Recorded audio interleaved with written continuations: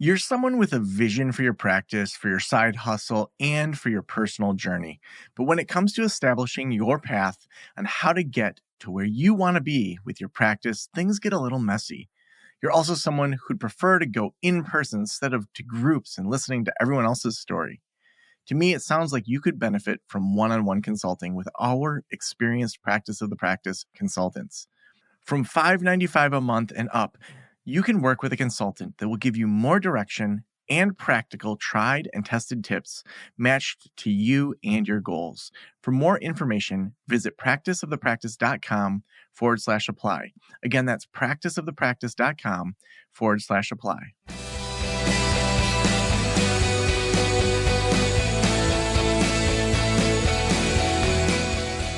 This is the Practice of the Practice podcast with Joe Stanok, session number 1190.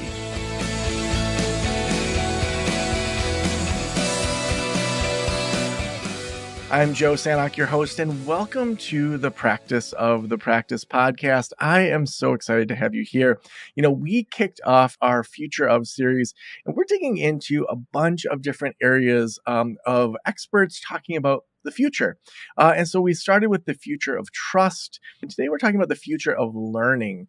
So I'm really excited about this. To me, when we think about private practices, when we think about being a counselor, a psychologist, a social worker, marriage and family therapist, maybe even a coach, we need to also be growing ourselves. We need to be thinking. We need to be filling up our brains with new information.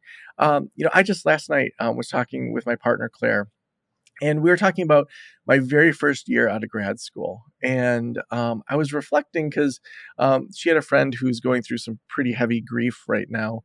And we were talking about how I was working with a lot of kids in foster care and kids that were dealing with really traumatic things. And EMDR and, really like best practices around trauma in the early 2000s was just like not there. And when I think about what these kids could have had in regards to help, it's just amazing what was there. And if I didn't, if I was still practicing, if I hadn't sold my practice, I would need to stay at the cutting edge of what's happening in science and what's happening in research, what's happening in the world, and how are people thinking through different things, which is why I'm so excited about this series that we're doing. And Isabelle Howe is on our show today. Isabelle is a visionary leader who's dedicated to transforming the way we nurture and educate our children. As executive director of the Stanford Accelerator for Learning and former head of U.S. education at Amida Network, Imaginable Futures, she champions innovative, effective, and inclusive solutions toward a bright future of learning for all. She recently authored Love to Learn, The Transformative Power of Care and Connection in Early Education. Isabelle, welcome to the Practice of the Practice podcast. Thank you for having me, Joe. I'm so excited to have you here. I mean, you're at Stanford, you're helping with U.S. education, you just wrote a book. I mean, when it comes to the future of learning and education, I can't think of a better person to have here to dig into this topic. So welcome. Thank you. Thank you for having me, and really excited to be speaking about this topic. Yeah. Well, has education and learning, has that been a focus for you for your whole career, or was that something that kind of crept in at a different part rather than the beginning? So it crept in, of course, at the beginning of life, as part of my journey, as part of any one of our journeys. But then from a professional standpoint, this is not where I started. So I started in a very different field and then went into the education field now a little bit over 15 years ago, where initially I worked at a media network in philanthropy and impact investing, supporting amazing organizations doing great work in education and helping them scale their impact. And then more recently joined the Stanford Accelerator for Learning, which is the Stanford-wide initiative looking to build a bright future of learning for all. Now, when you think about learning, I don't want to say education, I want to start with learning. When you think about how people learn, how people think about learning, what do you think most of us get wrong? Yeah, so thank you for actually pointing to the difference between learning and education, because this is a very important one. Um, Education as we know it today, this public system, this public universal access to education is actually a reasonably recent discovery in our humankind. It's about 150 years old, which is reasonably recent, and a lot of the efforts in education have been focused on access. As opposed to learning. And I would love to see the future being a lot more centered on how we learn. Um, and ideally, learning starts at birth and is lifelong. Something that we often get wrong, because we think about learning, happening in school. So we think, okay, it's happening between age 5 and age 20 plus, when in fact, we learn throughout life. And a lot of the fastest age groups for learning are the youngest learners. Mm, 90% of our brain gets formed between age 0 and 5. mm. Well, knowing that, I want to dig into some of that. You had said, access kind of versus learning in Yeah. regards to education. T- I'm interested in how what you mean by that, and then we'll talk about kind of that 0 to 5. But specifically, yeah, tell me what you mean by access versus learning. So we have a tremendous amount of learning science that tells us how humans learn best, and our systems of education have not been designed to optimize around some of those findings. So let me give you an example. We do not learn best as humans by being 30 or 40 of us in a classroom sitting passively and listening to a lecture format. That's not how we learn best. We learn best in small groups. We learn best through, instructions where we have, an ability to teach and reteach. Anyway, all those things that we know from learning science have not been applied in our schools, simply because our school systems were focused on ensuring universal access for a long time, which has been an amazing invention. But now I think is a time to rethink a lot of how we have been thinking about those education Mm. systems. Are there systems, whether they be countries or school systems, that you would say are starting to enact education and learning in a way that more aligns with what the research is showing? Yeah. So in the US, one area that I really appreciate and think is very important is what is called a community schools, which is emerging in many areas of the US. That are fostering the communities around and making schools very very relationship centered, not only between a teacher and a child, but also with opening the schools to parents and the community at large. So that's a really interesting model. The other trend that I love is play. So we now have several states that are adopting policies that are encouraging a lot more play to be embedded within school settings. And play is actually really important for learning because it helps us relate to others, make friends, but also is really helpful for creativity, collaboration, all those future skills that we want our kids to have more of. Now, is there there's got to be differences in the type of play. Like if kids are outside just playing football on recess, nothing against football, but I would imagine that that's going to have different outcomes in regards to education than if, say, somebody is doing, more free form play with, say Legos or with, Lincoln Logs or some hands-on kind of learning. Are there kind of different categories of play that you're seeing in the research? Absolutely. Yes. So the two main ones are free play and guided play. Those are generally the two big categories of play. Um, um, guided play being more embedded within a curriculum, as you suggest, Joe, with a lot of very positive impact on learning. Including some recent studies, for example, on math that suggest that when kids play and learn math, their learning outcomes are actually stronger. So a lot of really interesting findings on guided play.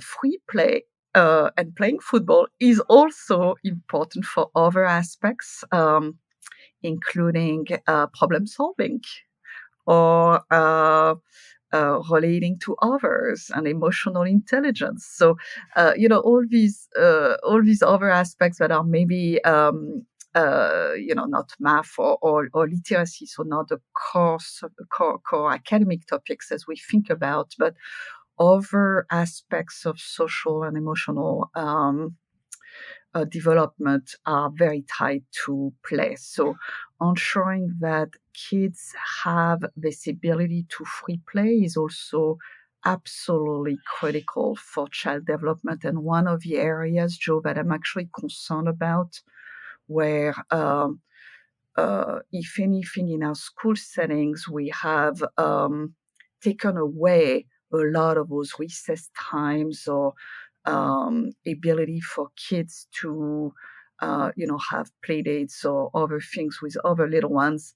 And that is a problem. And I think is actually a big driver of the mental health crisis that we see our youth being into, because play and joy are so essential for a child to thrive.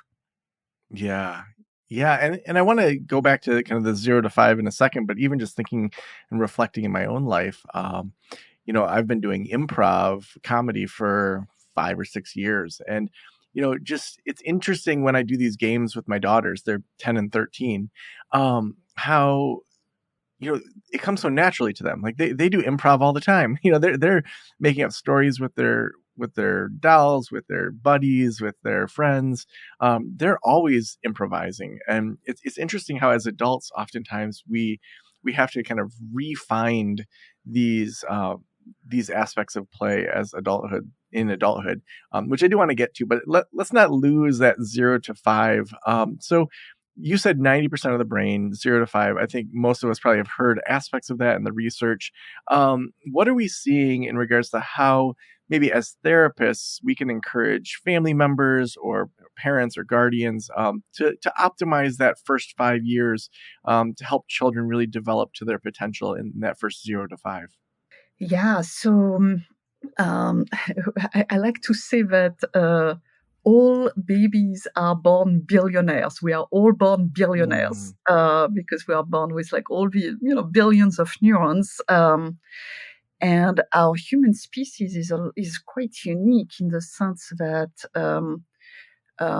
we have very, very little skills when we are born, different from other animals. We can't walk, for example, when we are born. So there are a lot of the learnings are happening in these very, very early years. And obviously, walking being one of those examples, but language would be another area.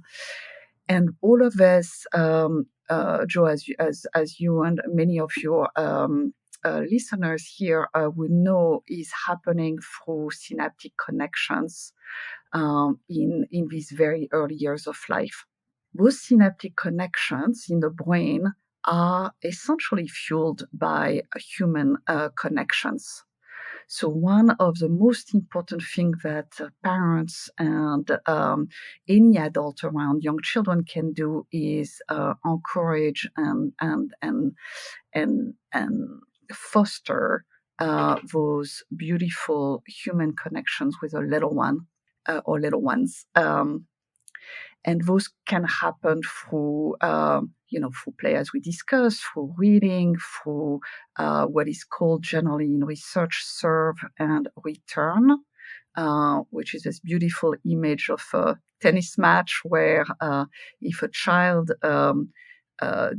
exchanges an eyesight or exchange a touch or exchange a smile or exchange a sound, the adult should revert back and communicate with that young child, and that's how children and those synaptic connections in the brain really happen. If they do not happen, there are lots of negative, so a lot of positive when those things are happening, when those nurturing connections are materializing. But if they are not happening, also the science is very clear that there are lots of negative impact.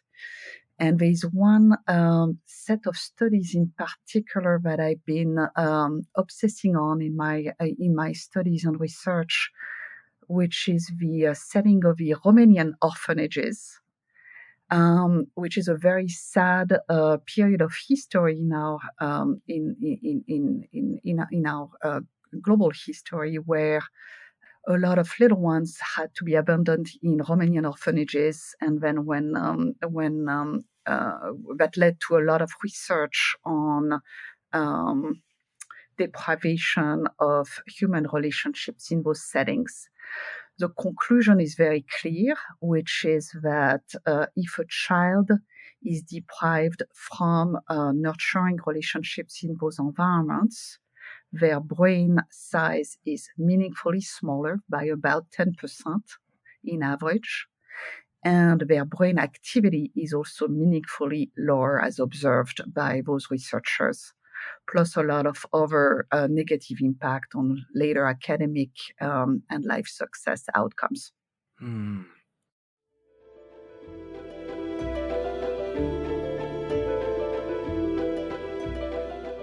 Something always comes up when you're running a private practice. Well, Gusto's payroll and HR services can make it a little easier. Gusto was designed for you, the small business owner. They take the pain out of running a business, automatically calculating paychecks, filing payroll taxes, setting up open enrollment. Gusto does it all. Want more? Time tracking, health insurance, 401k, onboarding, commuter benefits, offer letters, access to HR experts. You get the idea. With Gusto, you can focus on the joy of running your private practice. It's super easy to set up and get started, and if you're moving from another provider, Gusto can transfer all your data for you. Here's the best part. Because you're a listener, you get 3 months totally free. All you have to do is go to gusto.com/Joe. Again, that's gusto.com/Joe. I'm telling you, you're going to love Gusto. Get started today. So as we think about then kind of the rest of childhood and even into adulthood, as we think about learning, as we think about, I have, 10 and 13-year-old daughters that, I want them to have the most opportunities in life, while also recognizing that sometimes we push so many, I guess, we try to do all these life hacks oftentimes with our kids to make them be the optimal child, and then they don't have any time to calm down and slow down. What's the balance that you think when it comes to learning and the brain that we should be thinking about when it comes to our kids? Yeah, our current education system carry quite a bit of stress and lead to a lot of unhappiness and actually a lot of disengagement right now from our youth, from our education system. So ideally, we would really reimagine those systems to be built on, our children's natural curiosity and passions and interests, and as we discussed, also leveraging like everything that we know how humans learn best, all this learning science, and focusing on creativity and critical thinking and all these aspects of collaboration and experiential learning. All of this I would love to see more in our future systems. Mm. And when you think about, I guess, how we can manage things at home or as therapists, what we can do to encourage the family, where does like technology fit in? Where does AI, where does like helping Yeah. encourage kids to learn and grow at home versus giving them a break? Like, I know there's not a perfect thing for every single family, but what are some guiding principles that you think would help families and would help therapists that are working with families? Yeah, thank you for this beautiful question. So the tech for on technology, there is a lot on screen time for children and a lot of concerns that have been emerging on screen time for children. Another area that I am myself actually even more concerned about is screen time for adults, for us as parents or therapists um, or educators. At this point, any adult in the US is checking their device 204 times per day. So what Wow. it means concretely is, and by the way, I'm saying this, and I know I do. Joe, I don't know about your own, practices with digital devices, but we are all, in this digital economy, and we have to use some of these devices. So this, I'm not saying this in a judgmental way. I'm just saying this as a matter of fact. um, the implication of that is very clear on children, parent or children adult relationships. Is if there is an adult who is distracted by and interrupted by the device, there is a risk that this beautiful human relationships might be interrupted. The child may also infer from that interruption that the device is actually more important than they are. Um, and also, we all know this, but very often, at least on my end, when I get a notification, whether it's from work or from something else, often that notification changes my own mood. And if it changes my own mood for the worse, so if I get a notification from work, that's a little annoying. It may also change the way I was interacting with my own child at home, or my partner, or other people in my household. So getting to your question, my strong recommendation is not necessarily to say we should be tech free. I don't think that's that for most of us this is not a solution. However, preserving moments in our family time where there are periods in our day that are device free, I think is critical. One that's very easy to implement in most households, I believe, is dinner time and bedtime. Those are two very special moments with children where ideally those times are uninterrupted and really free of any notification, any devices. So families could, for example, put a little basket and have a routine on how to have any devices in that family household be on a quiet and away from discussions around the dinner table. And same for bedtime. No devices, ideally, in those very special moments. But this could be over time, depending on the different habits from families. But making sure that there are moments that are uninterrupted and really focused on the human relationship Mm. and human connections. Yeah. And Isabel, how do you think through your own learning for your own personal life? Yeah, I pride myself to be loving to learn, very curious all the time about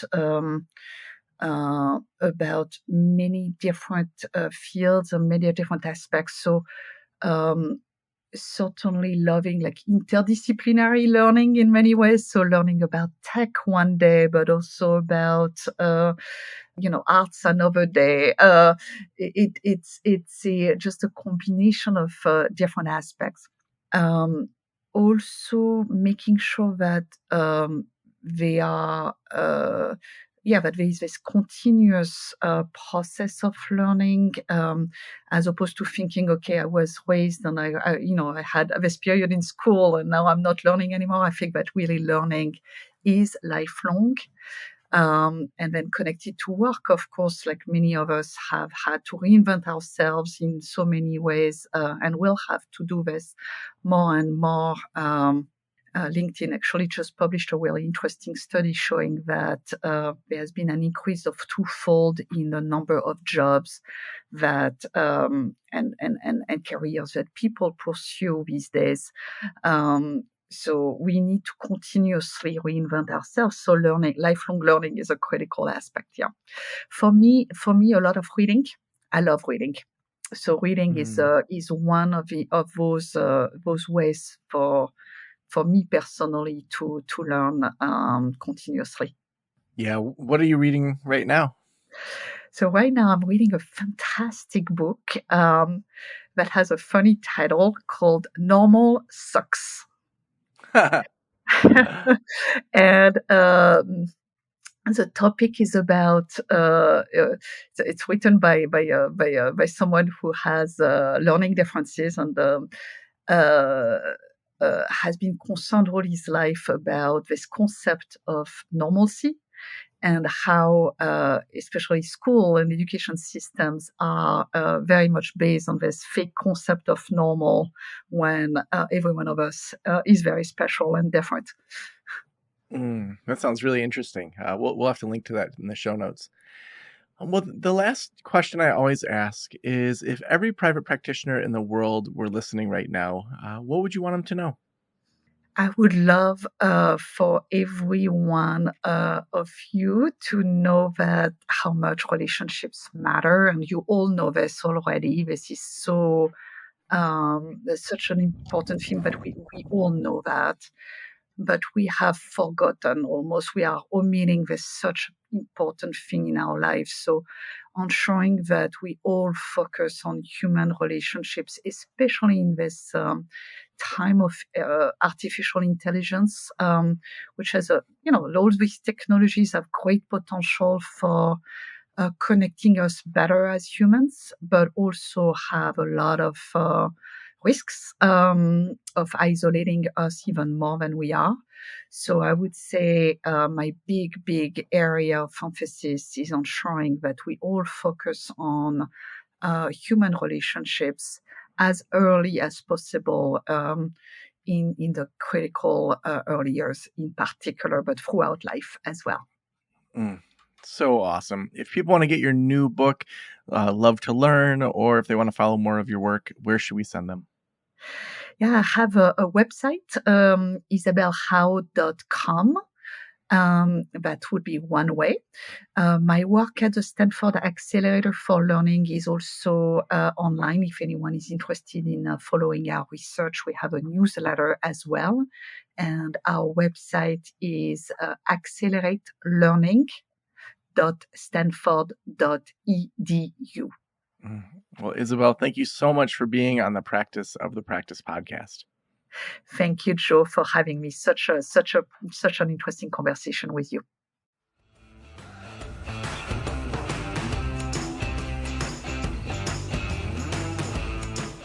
I feel like every single one of these interviews, especially during this future of discussion, could be its own spin-off podcast. I mean, just thinking about learning, thinking about education, and all that goes into just that topic alone. I feel like it could be its whole own series or podcast or digging in. And I'm sure there's lots of podcasts out there that do dig into that. But this series to broaden the scope of what we do here at Practice of the Practice. We want you to have a thriving private practice you absolutely love. We want you to have the clinical skills you need to thrive. We want to have you to have the financial and the marketing and the business skills. But we ultimately don't want you to give up your love for what you're doing just to make money. There's so many ways to make money. And that's why, in our memberships, we help people every single day to grow their practices, whether it's the track where you're in solo practice or you're starting a group or growing a group. If you're interested in that. We have individual consulting. We have tons of resources over at Practice of the Practice that you can read about if you're ready to get to that next level. And, we couldn't do this show without our amazing sponsors like Gusto. Gusto, as a small business owner for me, paying and taking care of the team and getting, the benefits and taxes and all of that stuff is just really hard to figure out sometimes. So Gusto makes it way easier. And right now, our listeners are getting 3 months totally free. Just head on over to gusto.com/Joe. It's where we run our payroll. Again, that's gusto.com/Joe. Thank you so much for letting me into your ears and into your brain. Have a great day. I'll talk to you soon. Special thanks to the band Silence is Sexy for that intro music, and this podcast is designed to provide accurate and authoritative information in regard to the subject matter covered. It is given with the understanding that neither the host, the producers, the publishers, or guests are rendering legal, accounting, clinical, or other professional information. If you want a professional, you should find one.